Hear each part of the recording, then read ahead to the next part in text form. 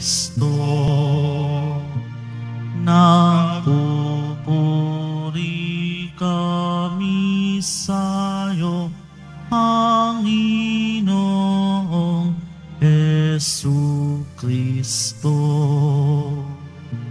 Ang tao ay nabubuhay hindi lamang sa tinapay, kundi sa salitang mahal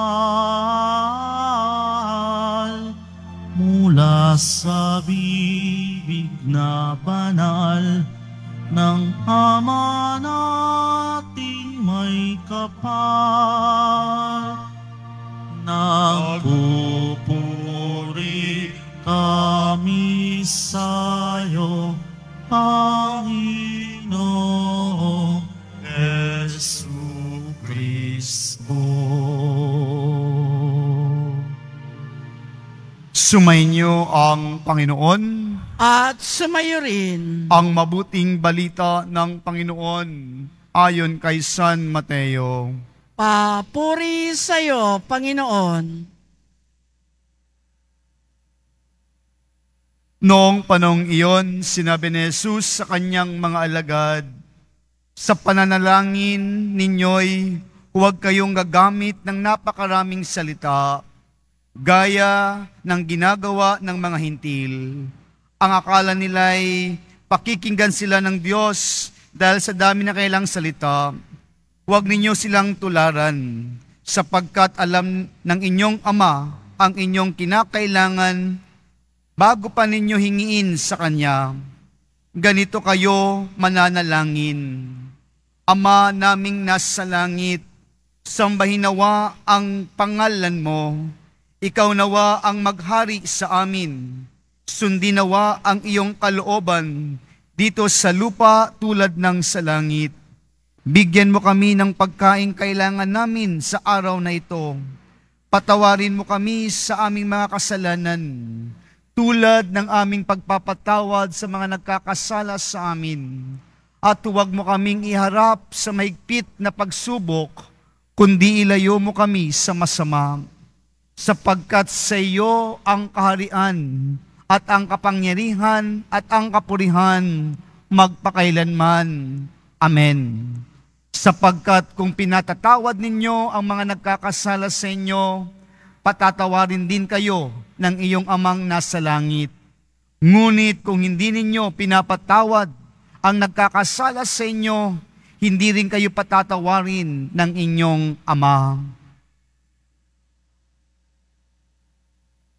Mga kapatid, ang mabuting balita ng Panginoon. Pinupuri ka namin, Panginoong Hesu Kristo. Magsiupo muna po ang lahat. Isang magandang hapon po sa ating lahat. Sa pagpapatuloy po natin sa paglalakbay natin sa panahon ng Kwaresma, nasa unang linggo na po tayo ng panahong itong ibinigay sa atin ng ating Panginoon, na lubos na nagbibigay sa atin ng pagpapala at kaganyang kagandahang loob para sa ating lahat. Nanaway sa ating paglalakbay na ito sa panahon ng Kwaresma, maramdaman natin at maranasan po natin ng totoo ang kanyang tunay na kagandahang loob na ipinagkakalob sa atin at ipinagkakatiwala sa atin ng ating Panginoon. At tayo naman mga humihiling nito, tayo ay tumatanggap at isinasagawa natin at isinasabuhay nito sa ating buhay pang-araw-araw. Kaya mga kapatid, sa panahon ng Kwaresmang ito, pinapalakas tayo sa ating pananalangin, sa pagbibigay, at sa ating pag-aayuno. Ngayon sa ating Ebanghelyo, ating narinig ang pananalangin. Tinuturuan tayo ng Panginoon kung paano tayo manalangin. Dahil minsan, sa dami-dami nating sinasambit o sinasabi sa ating panalangin, tila bagay parang walang katapusan. Ngayon, binibigyan tayo ng ating Panginoon kung paano tayo manalangin. Paano tayo manalangin? Mga minamahal na kapatid, ang panalangin ay bahagi na ng buhay natin. Hindi po lumilipas ang isang araw na hindi po tayo nananalangin sa ating Panginoon? Bakit tayo nananalangin sa Kanya? Dahil inaalala po natin ang Kanyang kapangyarihan. Inaalala po natin ang buhay nating taglay ay nagmula sa Kanya. Kaya tayo'y nananalangin para upang tayo lubos na gabayan ng ating Panginoon. Ang pinakapakay natin sa ating buhay panalangin, gabayan tayo sa ating buhay, nakaloob niya sa atin. Dahil alam po natin na ang buhay natin kung walang buhay panalangin, hindi ito kumpleto at hindi ito buo sa araw-araw na ipinagkakaloob sa atin. Kaya po ngayon, ang panalangin na ito ay nagbibigay sa atin ng paalala. Ang panalangin na binabanggit natin o ang ginagawa natin sa buhay natin ay isang paalala sa atin. Ito'y ugnayan natin sa ating Ama. Ugnayan natin sa ating Panginoon. Alam po natin na tayong lahat ay anak ng Diyos. May ugnayan tayo sa Kanya. Ang ugnayan na ito ay napapaigting at mapapalakas at mapapatibay araw-araw sa pamamagitan ng ating pagdarasal. Sa buhay panalangin, dito natin makikita kung tunay tayong nakikipag-ugnayan sa ating Poong Hesus Nazareno, sa ating Panginoon araw-araw. Kaya po, binibigyan tayo ng Panginoon ngayon ng paalala, pinapahalagahan. Dapat natin araw-araw, ang buhay panalangin natin ay nagbibigay ugnayan sa atin. Kaya po ngayon, tinuturuan tayo ng ating Panginoon. Ano po ang dapat nating alalahanin sa ating panalangin? Unang-una, kailangan po natin kilalanin ang Diyos. Kilalanin po natin, papurihan po natin ang ating Panginoon. Siya ang may akda. Siya ang pinagbumulan ng lahat ng bagay na mayroon tayo. Lahat ng mayroon tayo ay ipinagkakatiwala lamang ng Diyos ito sa atin.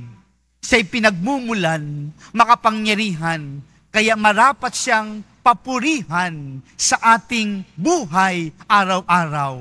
Kaya po sa pananalangin natin, kilalanin po natin. Minsan po kasi nangingibabaw ang ating kapangyarihan. Hindi po yan totoo. Dahil ang kapangyarihan na yan ay nataglay natin sa ating buhay. Ang pinagmumulan niyan ay ang Diyos. Kaya po, matuto tayong kumilala. Papurihan po natin ang ating Panginoon. At kung tayo nagpupuri at kumikilala sa binibigay sa ating kapangyarihan, marunong tayong magpasalamat. Marunong tayong magpasalamat sa mga biyayang ipinagkakalob sa atin. Sana nandoon po ang ating pagpapasalamat sa Kanya. Thanksgiving. Kaya nga po, sa ating ginagawa ngayon, tayo nagkakaroon ng pagdiriwang ng banal na misa. Pasasalamat, pinakamataas na uri ng panalangin. Nandito ang pagpapasalamat natin. Malapit nang lumubog ang araw. Malapit nang matapos ang araw na ito.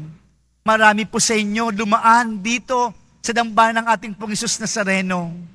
Kinikilala po natin ang ating Panginoon sa araw na ito. At higit sa lahat, nagpapasalamat tayo ngayon. Nagpapasalamat tayo dahil naramdaman natin ang Kanyang kadakilaan, ang Kanyang kapangyarihan sa araw na ito. Nawa ang ating pagpunta dito ay hindi matapos, hindi tayo maghinawa at hindi tayo mapagod. Marunong magpasalamat dahil nasa atin ipinagkakatiwala ang Kanyang kadakilaan at kapangyarihan. At sa ating panalangin din, dito natin binabanggit ang ating mga kahilingan, ang ating mga intensyon sa buhay. Kaya nga po, dumadaan tayo, nagpupurit, nagpapasalamat, at idinadaing natin lahat ang ating mga kailangan. Wala sa atin dito ang walang kailangan. Lahat tayo ay may pangangailangan. Minsan sa lahat tayo sa mga bagay-bagay. Opo, marami tayong kinakailangan, pero alam ng Diyos ang kailangan natin. Pero sa ating personal, parang tila kulang ba? Kaya po tayo humihiling sa ating Panginoon. Kaya po, pinapala sa atin ng ating Panginoon, nagbibigay ang Diyos sa atin kung ikabubuti natin ito at dapat tayo'y mapabuti at mapabanal sa ating mga hinihiling. Sasabihin po natin, palagi naman akong dumaraan, araw-araw, nagsisimba ako sa dambana ng Pong Hesus Nazareno, para bang hindi ako sinasagot ng aking mga panalangin, ng aking mga kahilingan sa buhay. Sabi nga po, ang ating panalangin, ang mga hinihiling natin, minsan agad-agad sinasagot ng Diyos. Very good, dahil alam ng Diyos, sa kanyang plano at sa iyong plano ay nagtugma, kaya ibinibigay kaagad ng Diyos. Ang iba ay hindi.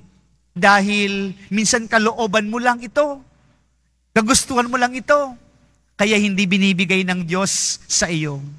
Pero ang iba na panalangin ay matuto tayong maghintay.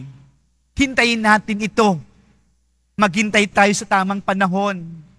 Sa takdang panahon bigay ng Diyos sa iyo, sa ating lahat. Kung hindi pa ito binibigay, matuto tayong maghintay. At mga kapatid, sa panalangin natin, huwag natin kakalimutan ang humingi ng kapatawaran sa Diyos. Alam po natin, inaamin natin, at likas yata sa ating lahat na mayroon tayong kahinaan. Marami tayong nagagawang kasalanan.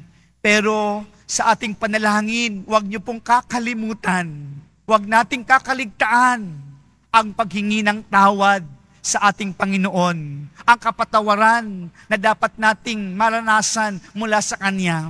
Minsan po kasi sa ating panalangin, tila bagay litanya, napakahaba ng lahat ng mga hinihiling natin. Lahat na kahilingan nandoon, nakakalimutan na magpuri, nakakalimutan natin magpasalamat, at nakakalimutan natin humingi ng tawad. Ang biyaya ng Diyos, dumadaloy sa bawat isa sa atin, kung tayo ay marunong humingi ng kapatawaran sa Kanya. Kung tayo may pagkakasala, nais man ng Diyos magbigay sa atin ng biyaya, ng Kanyang grasya.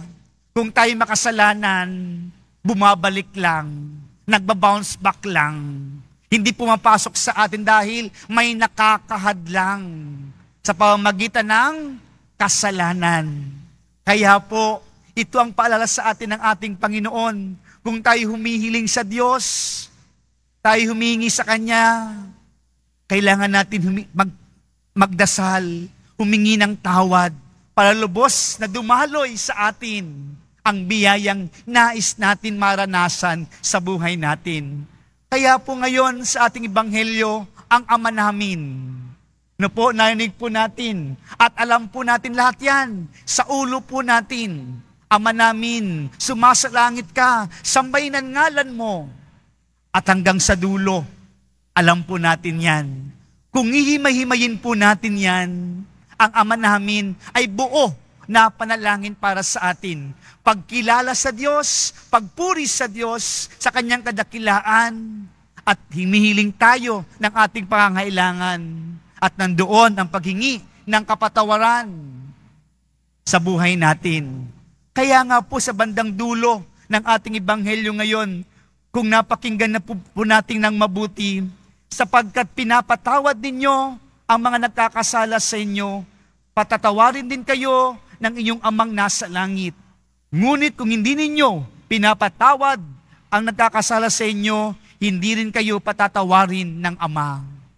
Mga kapatid, ano pong nais kong ibahagi sa inyong lahat sa ating pagdiriwang ngayon? Lahat tayo nagdarasal, lahat tayo nananalangin, pero kailangan nandoon ang paghingi natin ng tawad. Ngayong panahon ng Kwaresma, nawawag natin kalimutan na magsisi sa ating mga nagawang kasalanan sa pamamagitan ng sakramento ng kumpisal. Mangumpisal po tayo, huwag tayong matakot, huwag tayong magmataas sa Diyos. Makasalanan tayong lahat. Lumapit tayo sa Kanya. Patatawarin tayo ng Ama. Patatawarin tayo sa ating mga nagawang kamalian, sa ating mga nagawang maling kaisipan, patatawarin tayo ng ating Panginoon. Ngunit, mga minamahal na kapatid, kung nais natin ng lubos na biyaya ng Diyos sa pamamagitan ng ating panalangin at paghingi ng tawad, ibahagi din natin ang pagpapatawad natin na natanggap mula sa Ama, mula sa ating Panginoon, sa kapwa-tao natin. Dahil walang biyaya o walang bisa, kumbaga ang ating pangungumpisal, kung hindi tayo marunong magpatawad ng kapwa-tao natin.